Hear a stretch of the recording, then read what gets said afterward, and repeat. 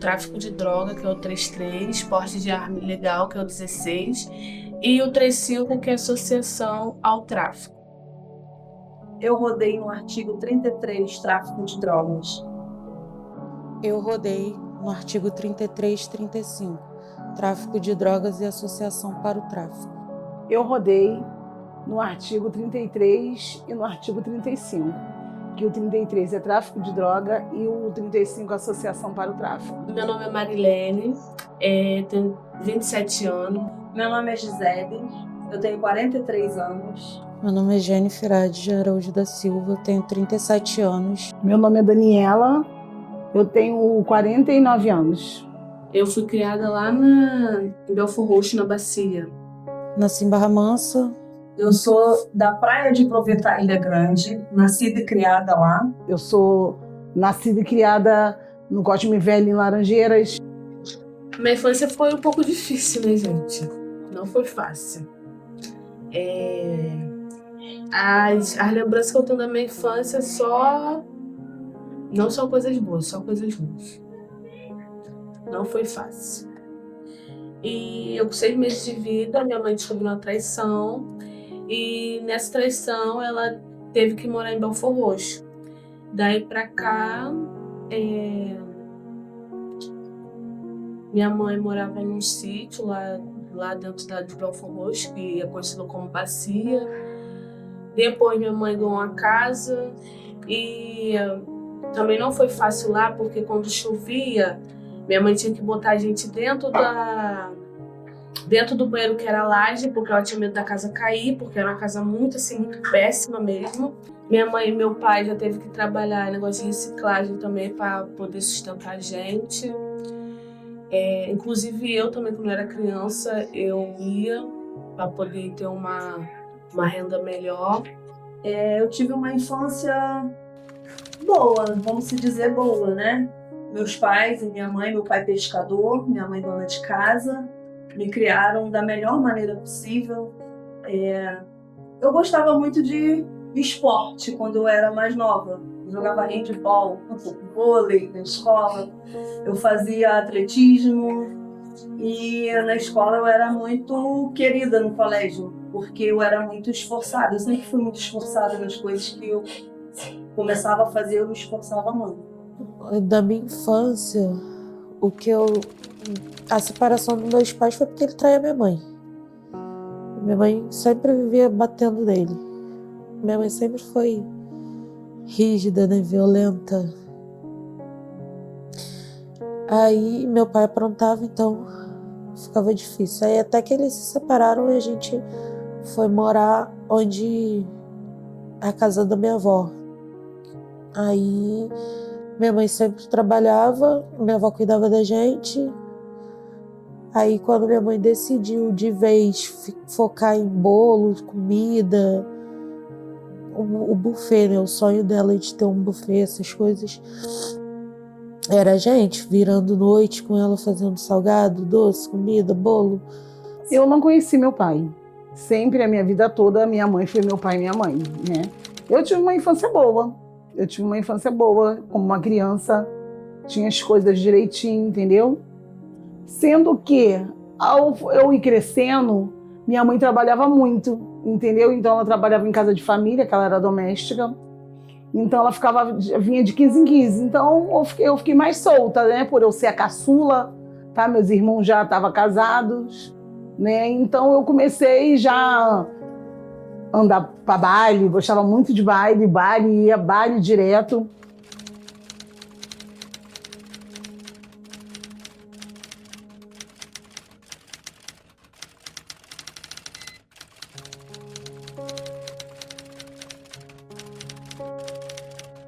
Eu fiquei muito feliz de ter sido convidada para participar desse documentário, justamente na semana, né, de prevenção da gravidez na adolescência, porque os dados eles estão aí, eles por si só não mentem, né?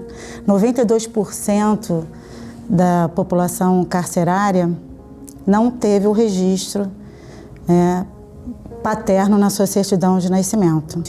Então é muito importante que haja esse alerta, né, que as mulheres, as adolescentes, elas possam se prevenir. Então, existe toda uma responsabilidade, né? E isso tem consequência.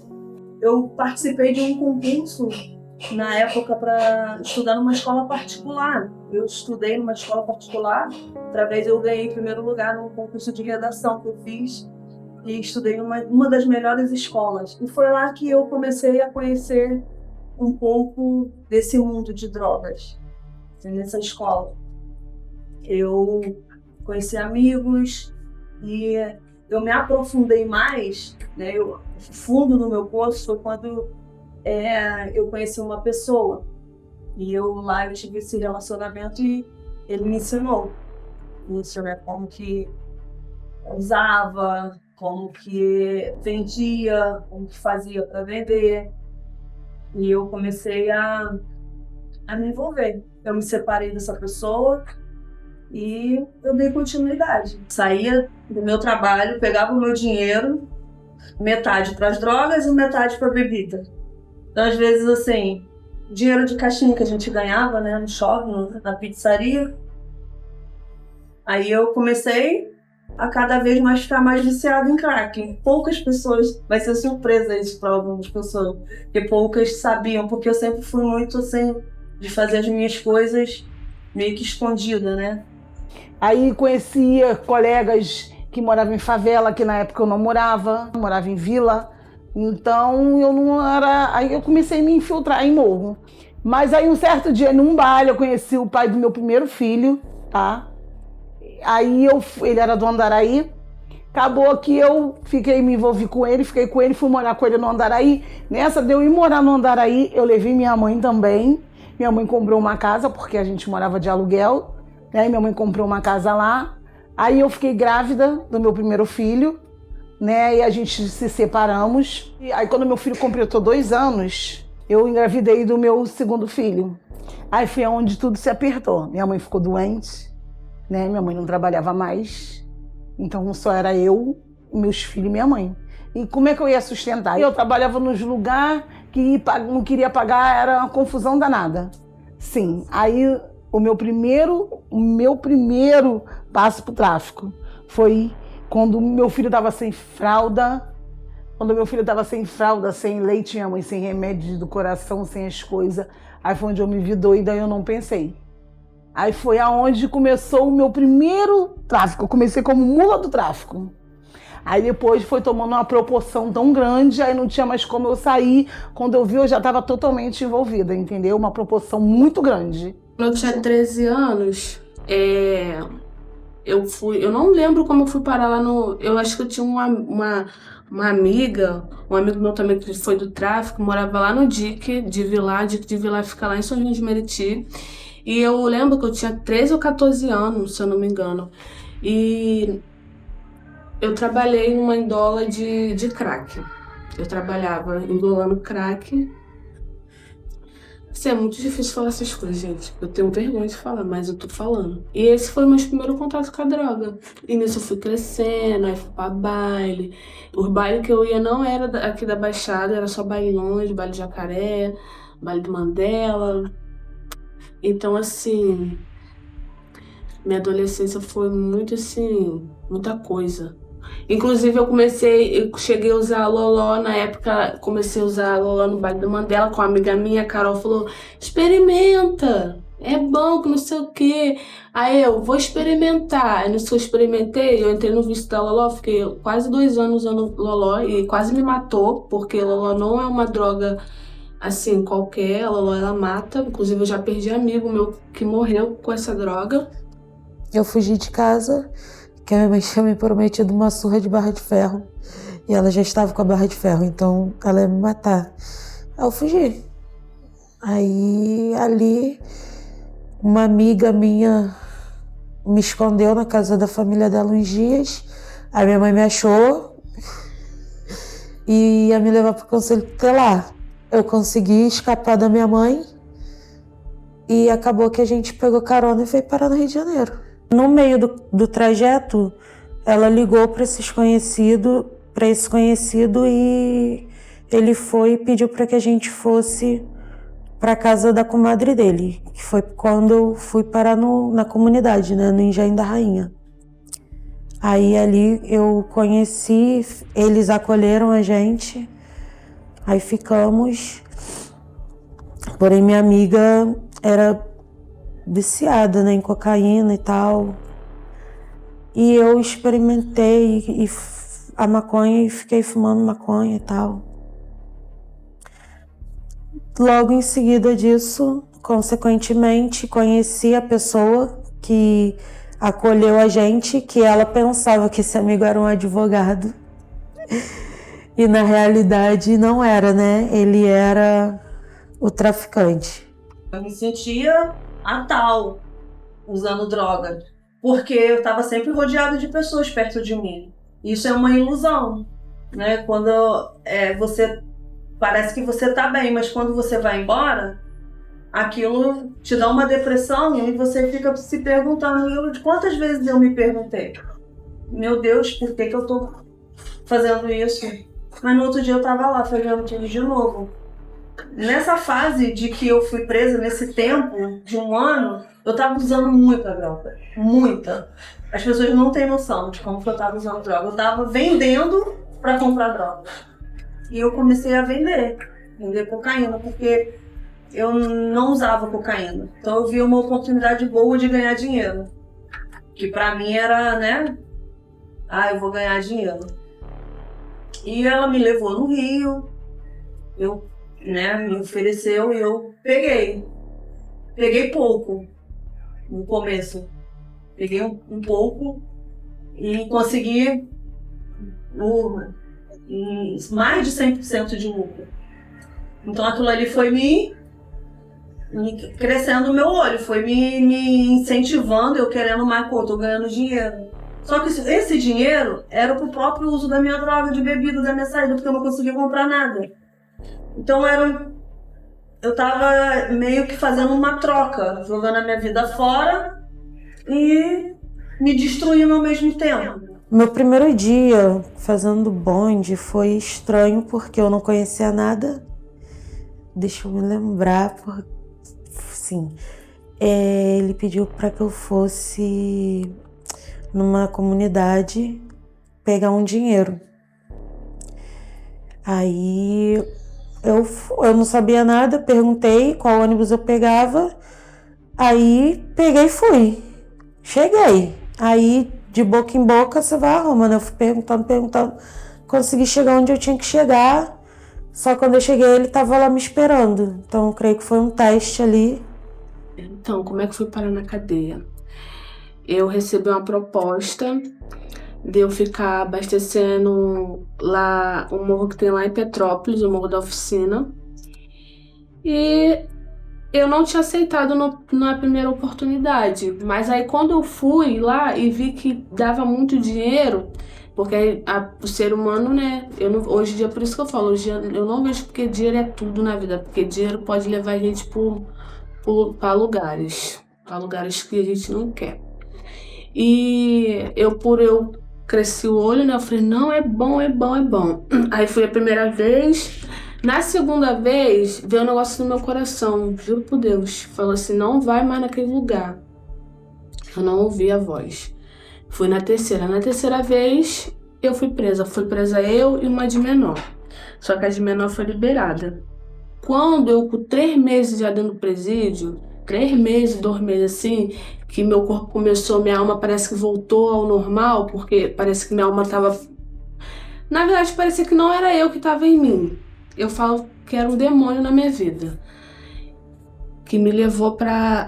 tô botando a culpa no diabo. Não, gente, não é isso. É uma coisa que o ser humano, ele vive mesmo. É um mundo espiritual muito forte. Olha, eu fiquei procurada durante 5 anos.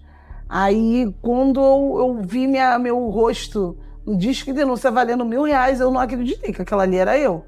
A gente faz as coisas, mas a gente nunca acha que vai acontecer. A saber que aconteceu, eu sabia. Uma hora ia acontecer. Como que demorou muito, né? Deus me guardou muito, mas a gente não imagina que vai ser da forma que a gente pensa, né? Foi totalmente diferente. Eu fui no shopping resolver um problema Quando eu cheguei lá, tinha 2 policiais me aguardando. No cartório do Norte Shopping, foi dentro do shopping. Aí, e eu ia encontrar com a minha advogada também. Foi no ato que eu encontrei com ela que eles me deram voz de prisão. Uma vez que você entra, você vai se aprofundando, vai conhecendo, vai sabendo e fica mais difícil de sair. O dinheiro vai aumentando, a ganância vai crescendo e quanto mais você tem, mais você quer. Até eu chegar ao ponto de eu só viver disso. E só queria saber disso. E me aprofundava mais, mais, mais, mais, mais. Até o dia que a casa caiu, né? Aí eu viajei numa quarta. No sábado, a moça da igreja me parou e falou, tinha um recado de Deus, que iam me chamar para viajar, mas que não era para eu ir, que se eu fosse eu ia ficar presa. E eu, na minha mente, duvido que eu não vou, tô precisando de dinheiro. Ainda mais que quando eu viajava eu ganhava um bom dinheiro. Ali Deus manda te dizer mais. Se você for, você não chega no seu destino. Eu tava indo pra minha cidade, pra Barra Mansa, com 10 quilos de maconha dentro da mochila no ônibus. Mas aquele dia eu sabia que eu ia ser presa. Eu acordei sem vontade de ir. E tava tudo dando errado e eu não me atentei aos sinais. Acordei, minha filha tava com febre, deixei ela com febre. Falei, não, hoje eu vou resolver isso e acabar logo. Deixei ela com febre, o ônibus que eu tinha que pegar não passava. Vinha pra todo lado, menos o do meu destino. Por fim veio. E quando subiu a Serra das Araras, que chegou em Piraí, meu coração disparou. E a voz na minha cabeça só mandava eu descer do ônibus. Eu não escutei.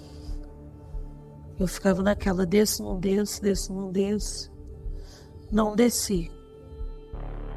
Quando passou em frente à delegacia, o ônibus parou.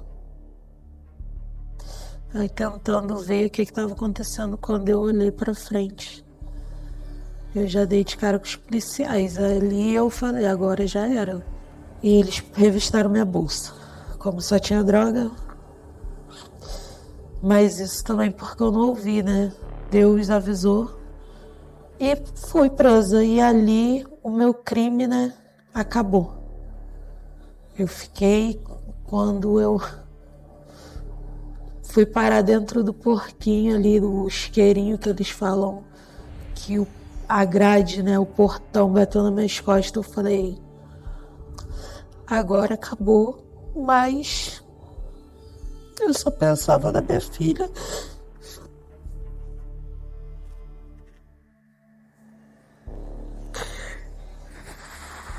Que tinha ficado jogada com a minha vizinha, né? Jogada porque eu era tudo pra ela, pai, mãe.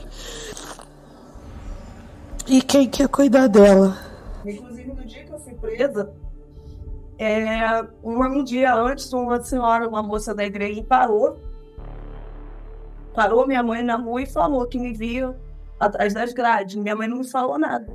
No outro dia eu fui presa. Pensar nessa época de que eu fiquei lá dentro, para mim é muito emocionante, porque meu filho tinha 7 anos de idade. E tinha dias, no primeiro dia de visita dele, ele não queria ir embora. Ele queria ficar lá, não me deixa ficar só um pouquinho. E as meninas, as funcionárias de lá, né, pediam para mim se afastar, porque ele queria ficar lá. E como eu explico para uma criança que ele não podia ficar com a mãe ali? Como que eu ia explicar isso para ele? Então isso me fez pensar muito, que quando eu saísse de lá, eu tinha que fazer alguma coisa por mim mesmo, pelo meu filho, que estava sendo criado. Minha mãe, ele estava com depressão, minha mãe estava, né, vivendo momentos difíceis de ir me visitar, de ter que criar meu filho, de ter que cuidar dele. Só que eu Deus, ele me abençoou de uma tal forma lá dentro que eu era chamada para poder fazer unha da diretora do presídio. Então, uma vez por semana, ela me tirava da cela e me levava lá para o gabinete dela para fazer a unha dela.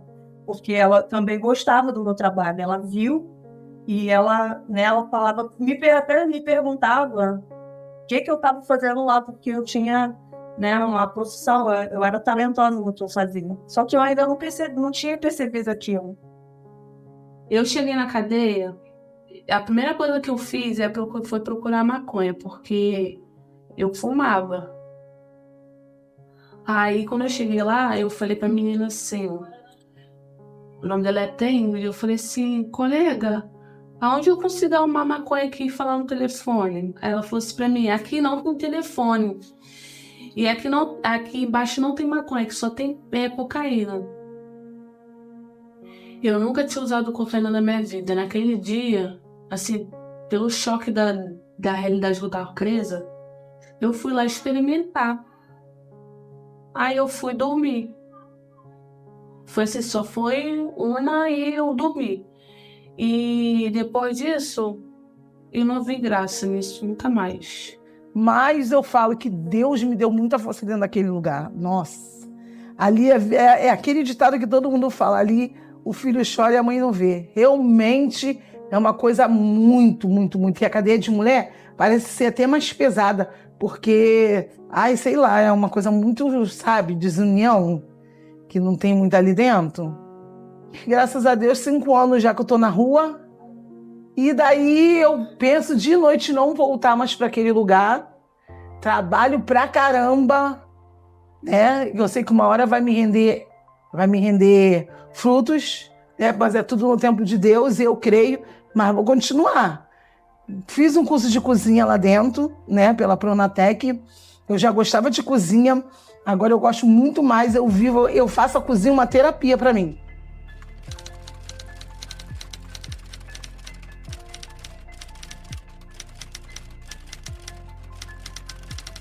A Secretaria de Estado da Mulher compreende como fundamental o apoio a essas mulheres que estão em cumprimento de pena ou que acabaram de deixar o cárcere, e o empreendedorismo é uma estratégia para que essas mulheres consigam gerar renda. Quando eu estava lá dentro, que eu saí eu trabalhei na padaria, comecei a trabalhar na padaria, mas não me adaptei. Aí eu consegui me tornar cozinheira da diretora. E na mesma época veio a novela da Maria da Paz. Aí eu sempre fazia o lanche da tarde, fazia um bolo inspirado no da Maria da Paz. Aí as guardas falavam, quando você sair, por que você não vai fazer bolo, vai vender? Eu falei, vou virar Maria da Paz tostadinha, ainda zoava, brincava assim. Minha maior dificuldade como empreendedora é o fato de eu ser sozinha para tudo. Eu sou a empreendedora, né, que eu falo. Eu compro, eu vendo, eu tenho que divulgar, eu tenho que gravar, postar. E o marketing digital. Quando eu saí da cadeia, eu fui, obviamente, né, procurar uma oportunidade de trabalho, até porque aonde eu trabalhava, a pessoa também não me aceitou de volta. E eu dou graças a Deus, porque se eles me dessem essa oportunidade em outra área, né, em outra profissão, eu não estaria aqui onde eu estou. Carteira assinada, hoje em dia, eu como microempreendedora, eu pago o meu MEI, eu tenho o meu CNPJ, eu tenho tudo no meu nome. Então, de uma certa forma, eu sou até grata. Quando eu saí, eu voltei para o Complexo Alemão, para minha casa. Né, voltei para cá, aí fiquei um tempo sem trabalhar, aí foi aonde que eu fui fazendo um biquinho dali, um biquinho daqui, vendendo uma roupinha. Aí foi quando eu consegui alugar essa lojinha que eu tô agora, entendeu? Então, quando eu saí lá de dentro, eu já saí com emprego. Eu comecei a trabalhar no Detran, lá no centro do Rio. Logo depois eu fui para a SEDAI, e fiquei na SEDAI 3 anos. Na verdade, eu estava já na cidade há pouco tempo, mas eu tive licença maternidade e resolvi voltar a atender. E quando eu saí, eu também tinha medo de como as pessoas me veriam, né? Porque o ex-presidiário é taxado o tempo todo. Como bandido, como uma pessoa que nunca vai se recuperar. Uma vez que erra, vai errar sempre. Então, o Sebrae reconhece nessas pessoas atores importantes da sociedade, que com um empurrão, com um apoio de autoestima, de planejamento de vida, e que depois se torna num plano de negócio, num plano de fornecimento. A gente ensina essas pessoas a conseguirem vender, a conseguirem comprar de fornecedores, a como lidar com a economia informal ou como se formalizar para acessar novos mercados. Meu maior sonho, né, é ser uma instrutora. Bom, eu tenho sonho pessoal de comprar minha casa própria, né? Que hoje eu moro de aluguel. Meu sonho profissional, eu sonho ser reconhecida, abrir minha confeitaria. Tenho o sonho de poder ter um espaço para me poder, assim, quando eu encontrar um cachorro na rua, eu poder pegar esse cachorro e levar e cuidar dele.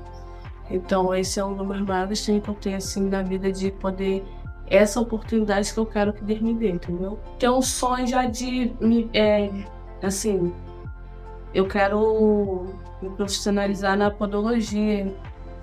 Esse é o meu sonho. Olha, meu sonho pessoal é montar um grande restaurante para mim. Esse é meu sonho pessoal. E meus filhos trabalhar comigo. Minha filha já trabalha, mas eu quero meus 2 filhos trabalhando comigo. Esse é o meu sonho.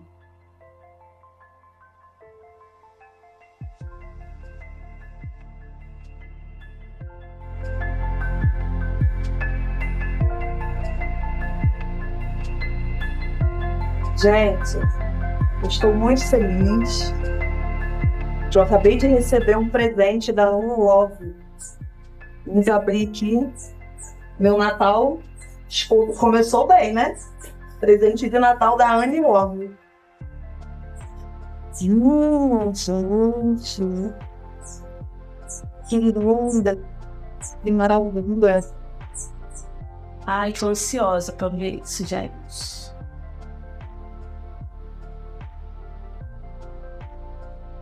Nossa, razões.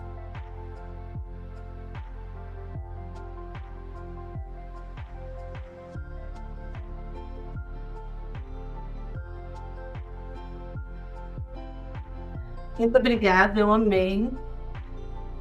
Muito legal. Anne Love.